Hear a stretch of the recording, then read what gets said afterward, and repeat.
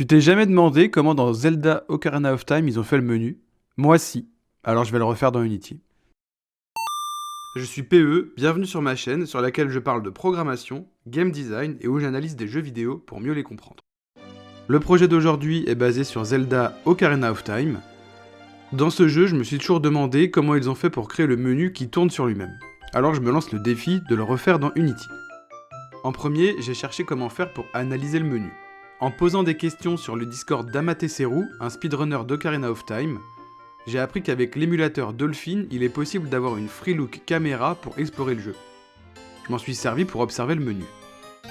En tournant la caméra, on voit qu'elle est placée à l'intérieur du menu.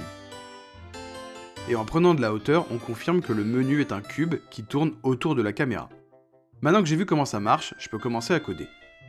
Comme pour n'importe quel truc avec Unity, d'abord je vais créer un nouveau projet, ensuite j'ai attendu 5 minutes pour que ça démarre, et après j'ai pu créer un canvas dans ma scène. J'ai créé les 4 panneaux qui construisent le menu, et avec un screenshot du jeu, je les ai placés correctement. Maintenant qu'ils sont placés correctement, je les ai animés en utilisant Dootwin, c'est un plugin Unity qui sert à faire des animations via le code. Une animation pour l'ouverture, une animation de la rotation dans un sens et dans l'autre, et une dernière anime quand on ferme le menu. Tout fonctionne, mais il y a un problème, on voit le dos des panneaux qui ne devrait pas être affiché par la caméra. Pour pallier à ce problème, j'ai créé un shader pour les interfaces qui n'affichent pas le dos des éléments. Dans Shader Graph, je me suis inspiré d'un shader existant et j'ai désactivé les options pour qu'on ne puisse pas voir le dos des objets. Ensuite, j'ai mis ce shader sur tous les éléments dont on ne doit pas voir le dos. Il y a tous les panneaux et il y a aussi tous les titres. Tous les éléments principaux sont créés, maintenant il faut que je mette le contenu dans les menus. En traînant sur itch.io, je suis tombé sur un kit d'assets sympa avec pas mal d'objets différents, donc je vais m'en servir. J'ai mis chaque groupe d'objets dans un panel. Ce panel a un grid layout group pour que tout se range automatiquement.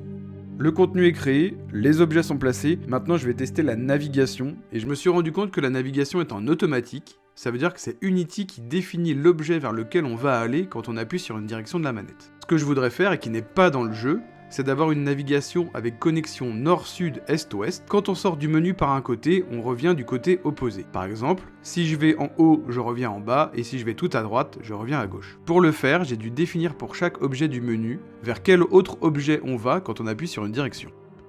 Là, je prends un objet, je lui dis tu vas à droite sur celui-là, en haut c'est un autre, à gauche un troisième, et le dernier quand je vais vers le bas.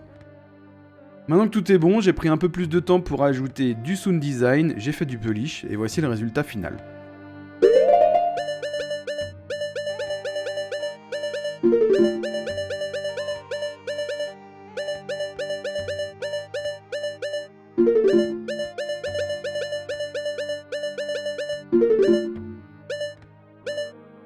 Si tu veux télécharger le projet pour le comprendre plus en détail, je mets un lien dans la description.